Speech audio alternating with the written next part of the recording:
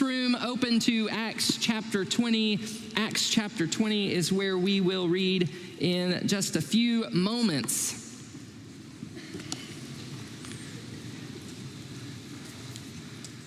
So we are beginning a new series today. It's exciting. I love to start a new series, and the series is called Generous Living.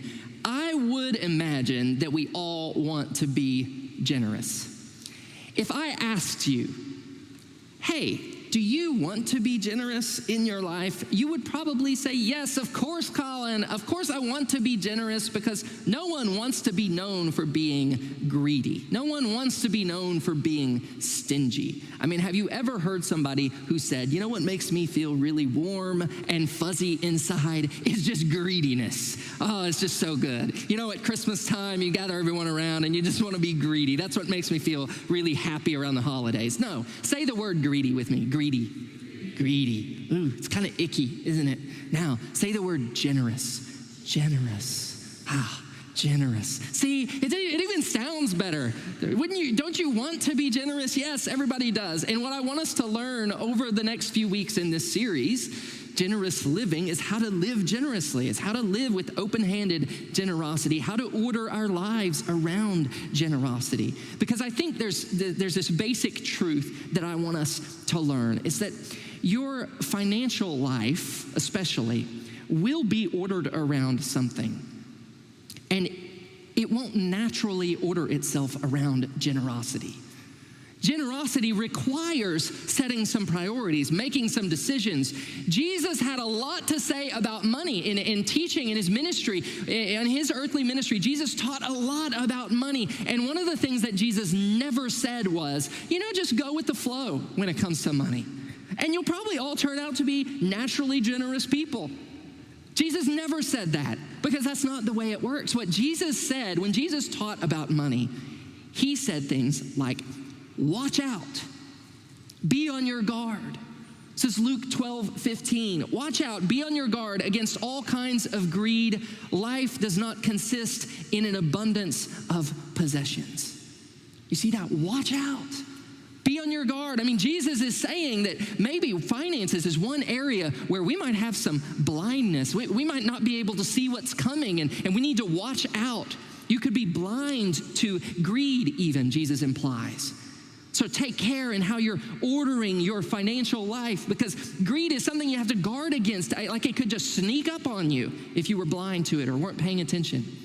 And Jesus also seems to think that we might not just have some blindness when it comes to money, but also some fear and worry when it comes to the topic of money. And you say, Collin, really? Fear and worry when it comes to money? Yeah, I know. Go with me. Jesus said, do not be afraid, little flock, for your Father has been pleased to give you the kingdom. Sell your possessions and give to the poor. Do you see that? Sell your possessions, give to the poor is related to this command. Don't be afraid. Well, afraid of what? Afraid that there won't be enough. Afraid that if I give this, if I live this way, if I give this way, then maybe I won't have what I need when I need it. Maybe I won't have enough.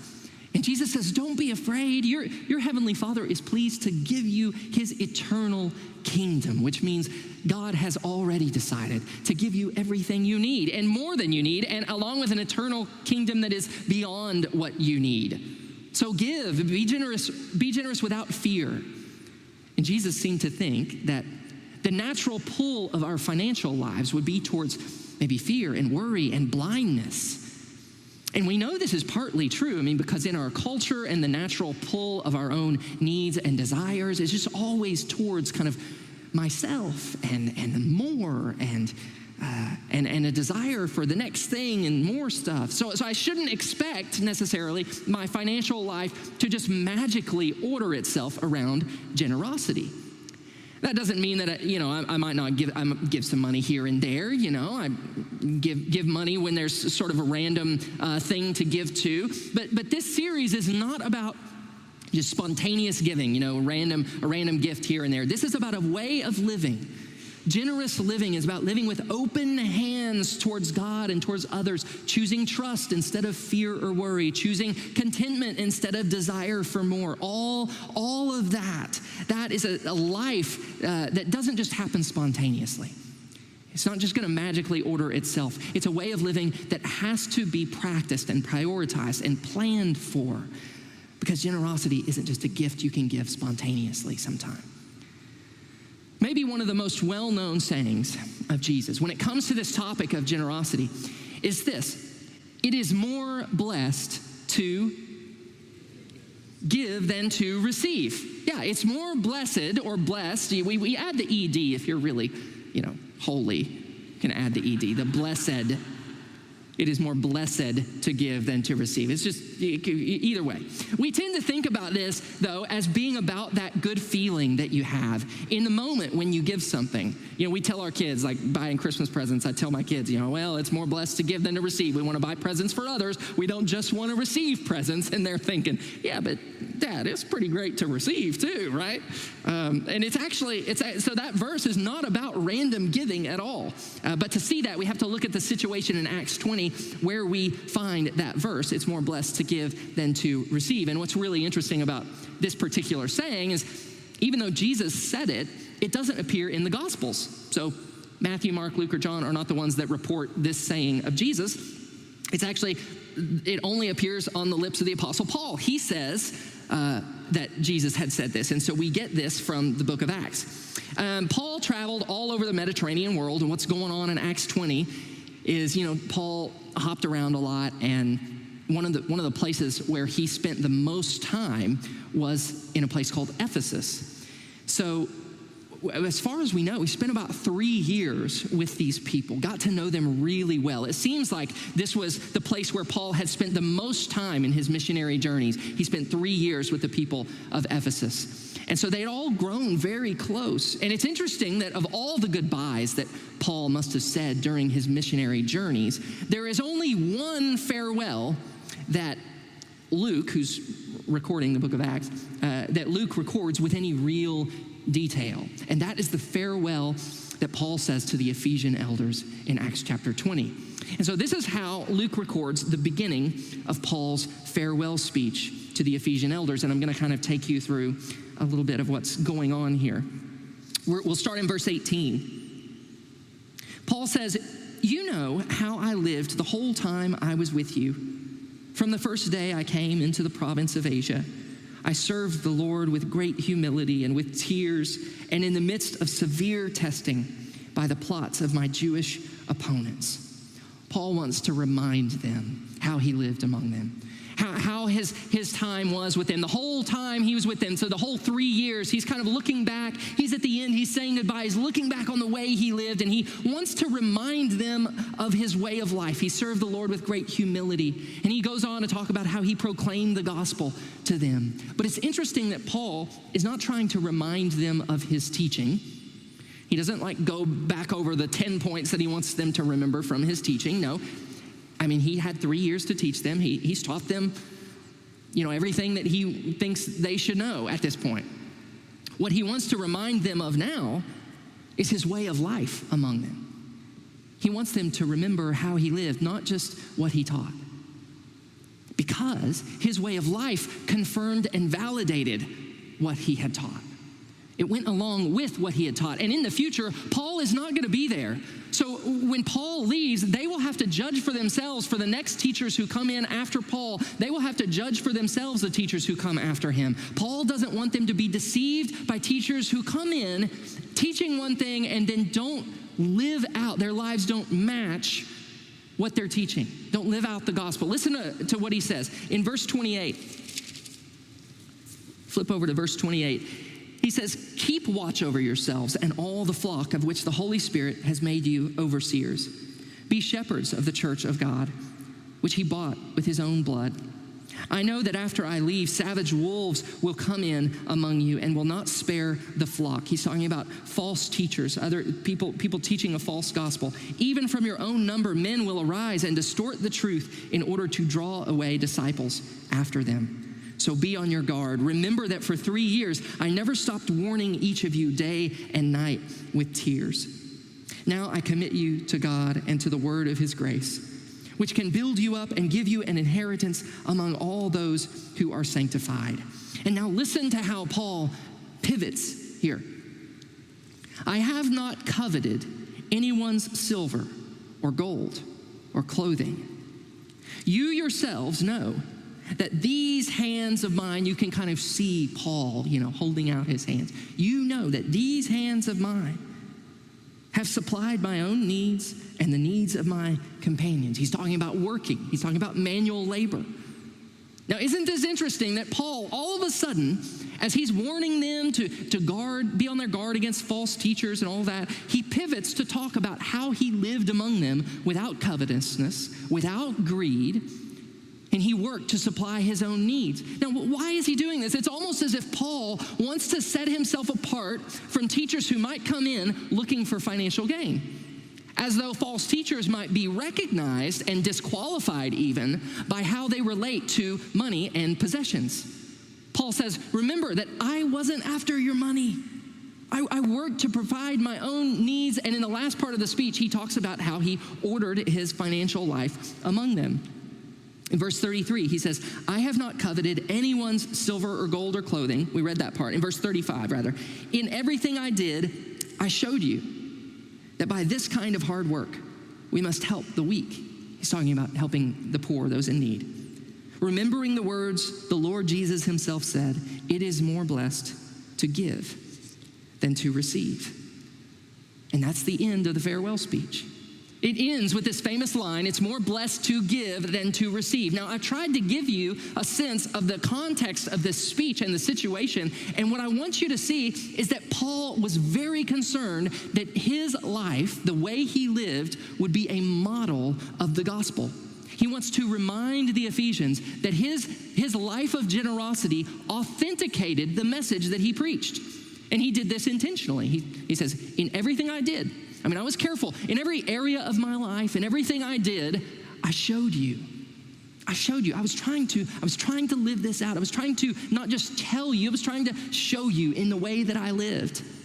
I had kind of pre-decided and predetermined I was going to work, supply my own needs. I was going to, by manual labor, Paul was a tent maker. We know that he did this in several cities. So this wasn't just a spur of the moment, decision on Paul's part. No, he did this intentionally. It didn't just happen on its own. It was a deliberate choice and plan that Paul put into place. He did this in several other places with his own hands. He had worked to supply his own needs, but not just his own needs. He also worked to supply the needs of his companions who were with him, his co-workers, Timothy or Barnabas or whoever. And not just those, but he worked more. He worked hard, Paul says, so that he would also be able to share with the weak, the poor, those who had needs in the community. So you understand here, Paul is preaching the gospel. He's carrying the message of the Messiah to people, talking about Jesus Christ crucified. And what he implies in this verse, the implication here, he could have worked less just to supply his own needs. He would have had more time to preach the gospel.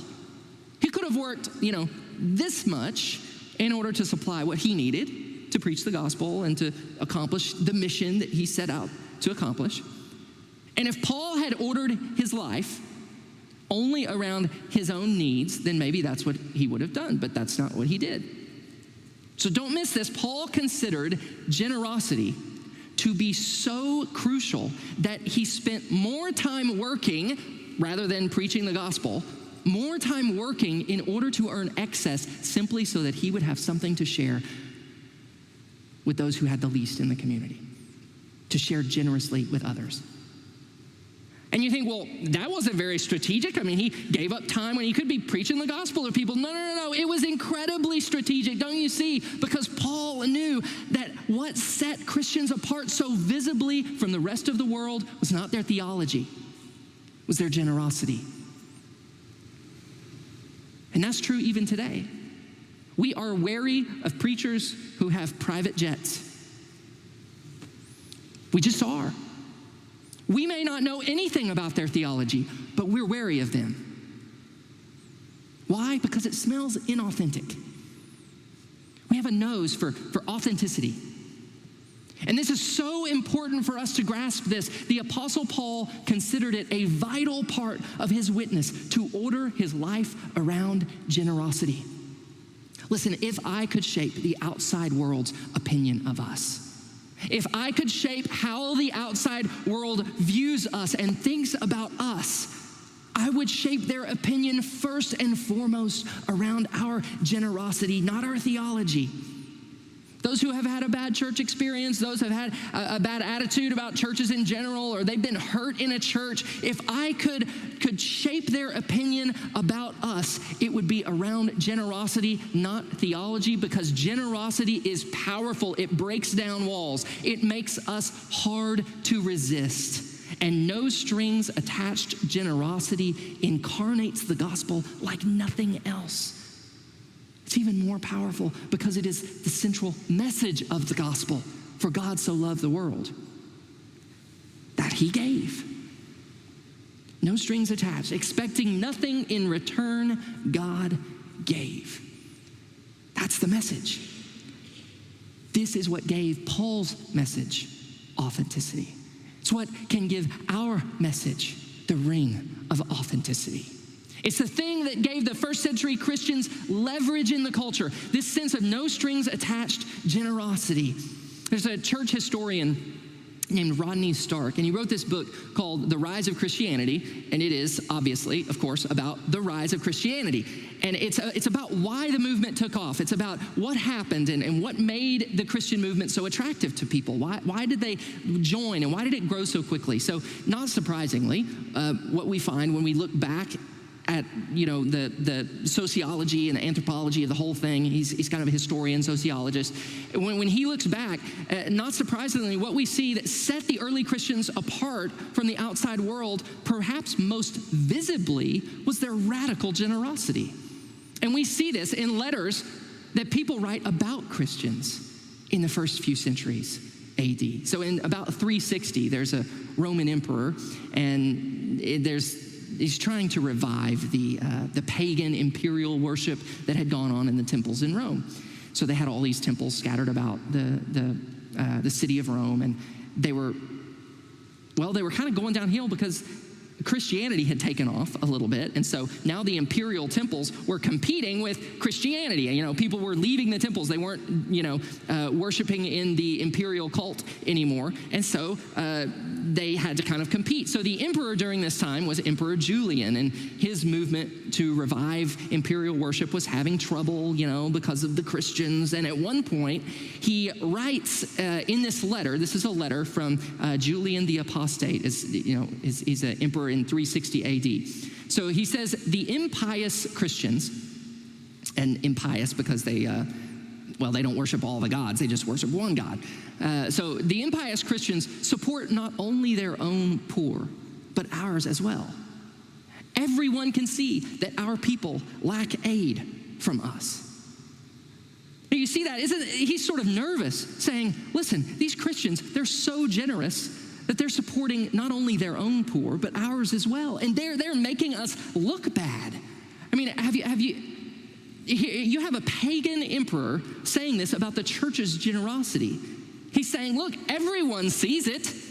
I mean, everyone sees that we're not that great to our people. And at one point in the letter, he even says that maybe the prisoners in the city of Rome, maybe the prisoners, we should start giving them like food and basic necessities and stuff, just so that we'll look a little more generous when compared to these Christians. Because it's becoming clear to everyone else that when the emperor, the wealthiest person in the empire, is compared to these poor Christians, the emperor seems downright stingy by comparison. And he's like, well, I don't want to look stingy. I don't want to look like Mr. Greedy, so why don't we give the prisoners something? Isn't that awesome? They're like, changing prison reform or whatever. Now, I'm going to share another example. This is from Dionysius, who was a bishop in Alexandria. This is about 100 years earlier, so in the mid-3rd century, in the 200s. And he wrote this about the church. This is during like a plague. He says, during the great pandemic, there were all these plagues that would sweep through the major cities, the huge population density in these major cities, and they didn't have medicine or sanitation or technology that we have today. So he said, during these times, most of our brother Christians showed unbounded love and loyalty, never sparing themselves and thinking only of one another.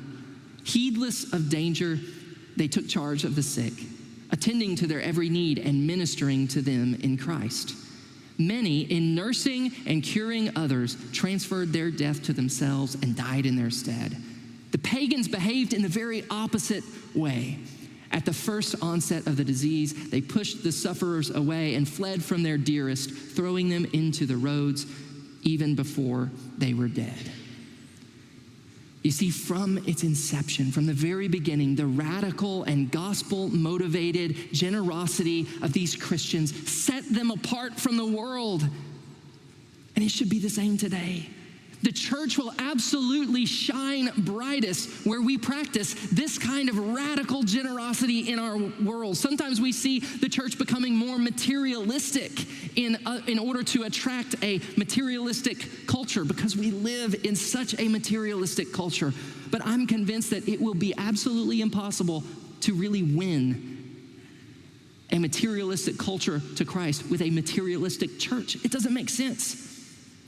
We shine brightest in a materialistic culture when we practice radical, gospel-motivated generosity.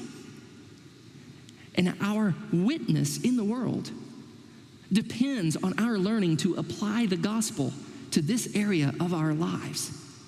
There is much more at stake than our own personal finances here. And if our witness depends on this, then we must figure out how to order our lives around and according to gospel-motivated generosity.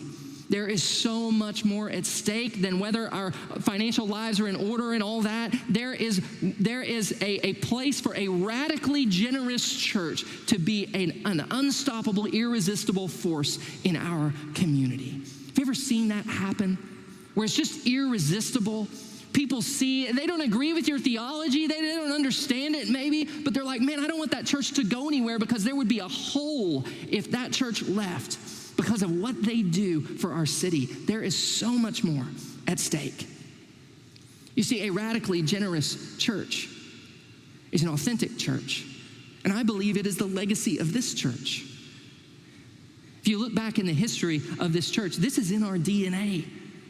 It is the legacy of this church that we shine so brightly with generosity and open-handed love in Longview that we would be known for how we give. Maybe not known, maybe people don't agree with our message, whatever, but they can't deny our generosity. So then we must devote ourselves as a church and as individuals to modeling in every area of our lives the kind of no-strings-attached generosity that is at the heart of the gospel. For the sake of authentic witness to Jesus Christ, we do this. And you say, Pastor, are you about to ask us for money? No, I'm not. We're not we're not doing a capital campaign or anything like that. I'm not about to ask you, for dollar bills. We're not raising money for a special project. I mean, we do that sometimes, but we're not doing that now. That's not what this is about. It's not about just a one-off gift or giving. Sometimes I think we get the wrong idea about generosity. We believe some things about generosity, some myths, some things that aren't true. There's a myth that we believe sometimes about generosity that is just spontaneous. You go somewhere and raising money for something and you believe the cause is good, and I might have compassion or sympathy for the cause. And I say, yes, I'll give some money to that. And we kind of identify that with generosity. You say, I'm generous, yeah, when I'm asked, for this. After all, it's more blessed to give than to receive. But that verse actually is, like we just seen, is not about spontaneous giving or random giving. Now, don't get me wrong. I love that kind of giving. That kind of giving is great. But by its very nature, it's unplanned giving. I mean, it's limited to giving only what you have to spare in that moment. It's unplanned. It's spontaneous. And Paul says, remember how I lived the whole time I was among you. Paul was continuously generous. He had arranged his life, had to plan purchasing decisions. He had to plan saving decisions and work decisions and standard of living decisions, all of that in order to create the margin for generous living while he was among the Ephesians. That's what any of us have to do. People who have ordered their lives around generosity are actually less spontaneous in their giving and much more strategic in their giving because they've prioritized it. They've made a plan. They know what they're doing. It's not hit and miss.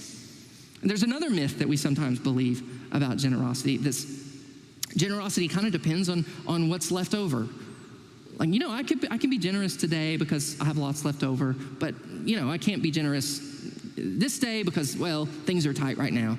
But if it's based on what's left over, that's not really generosity. Like, giving away what you never would have missed in the first place can't really be considered generous, can it? Because if you give only when you can afford with what's left over, then you might be like a random giver, but you haven't prioritized your life around generosity. Paul was consistently generous. He prioritized it so that he made sure he had something left over. He said, in everything I did, I showed you by this kind of hard work. We must help the weak. It wasn't accidental. Generous people are consistently generous. They prioritize their giving, so it's not determined by what I can spare right now or what's left over. And there's another myth, maybe the biggest myth that we have about generosity is that rich people are generous. And Paul kind of blows this out of the water. I mean, we kind of think, okay, Collin, I get what you're saying. I'm all for generosity. And man, when I make it big, like really, and I'm hoping you do make it big. I'm hoping you all become massively wealthy. That's my plan, right? But it's a myth. You say, well, I'll be generous when I become rich. Well, no, Paul wasn't rich. He didn't have huge amounts of money. That's one of the things I love about this passage where he says it's more blessed to give than to receive. It's couched in the context of this guy who's a manual laborer making tents to earn his living. He shows us anybody can be generous. Generous living doesn't have to do with lots of zeros on the ends of checks. Generous living has to do with the priorities that you set and the purpose towards which you're managing your money. There's a simple way to clear this up. Rich people are rich. Generous people are generous. And there's not necessarily a natural correlation between the two. In other words, more money doesn't automatically produce more generosity. You probably know some people for whom more money has produced like more distrust or more worry even. I mean, it could. Sometimes that happens. Rich people are just as likely as any of us to live beyond their means. It's just as possible. They can carry huge amounts of debt that keep them from giving. Sure, yeah, you can do that no matter how much money you have. From what I could tell, I looked at statistics on this, and from what I could tell, it seems like there is some kind of trend that as people get wealthier, people tend to give a lower percentage overall of their income. This is like a nationwide kind of trend. It's hard to tell with statistics, but that looks like what the trend is. Now, I think there's probably some people here who are the exception to that, but that's kind of the nationwide thing. And when it comes to tithing, I tried to look at this like incomes of tithers, and it actually looked like it was about even across the income spectrum. There were just as many people who tithed on less than $50,000 a year as tithed on greater than $100,000 a year. It was, not all the tithers were super wealthy. They came from all walks of life, so to speak. Now, as your pastor, I obviously, want several of you to win the lottery and start tithing on that. But if you do become massively wealthy, I want you to be good at it. And not because I want something from you, it's because I want something for you. I want you to discover what Paul discovered, that it really is more blessed to order your life around generosity. The word blessed is kind of a church word, but it means happy. It means joyful. Happier is the person who has ordered their financial life around giving rather than receiving. In other words, there is a way to find peace and joy, happiness, instead of worry and fear when it comes to money. There is a way, it's just not the way that most people think. Paul didn't work more so that he would have more, so that having more would lead to financial happiness. No, Paul was near the end of his life, and he was talking to these people, and he would never see these people again, but he had no regrets. He had peace. He says, look at the way I lived among you. You want to be able to say that when you get to the end with your life. You want to be able to say, look at the way I lived among you. I showed you in everything I did how to live out this gospel. And Paul discovered that Jesus was right. You will have more happiness. You will have more joy. You will have fewer regrets at the end if you order your financial world around giving rather than receiving. And we know that's true because, we know people who've made their lives all about them. And when your life is all about you, you tend to be pretty miserable. And people, you get to the end, nobody ever wishes that they would have given less and held on to more at the end. The happiest people that you know are people who have made their lives about way more than just themselves. The happiest people you know are probably the most generous people that you know. There's a connection. Their lives aren't about them. But in the end, I want you to discover that for yourself, but I also want you to see there is way more at stake than just us. We are trying to show the world the irresistible generosity of God. And over the next few weeks in this series, we're gonna work this out practically. We're gonna discuss this. We're actually gonna have a celebration at the end of this series to try to celebrate how people give and how they live with open-handed generosity, and not just their finances, but in every area of their lives, and how they model that, because we wanna celebrate what happens when Christians model radical, open-handed generosity. And then, I'd be okay if we weren't known as the biggest church or the hippest church or whatever.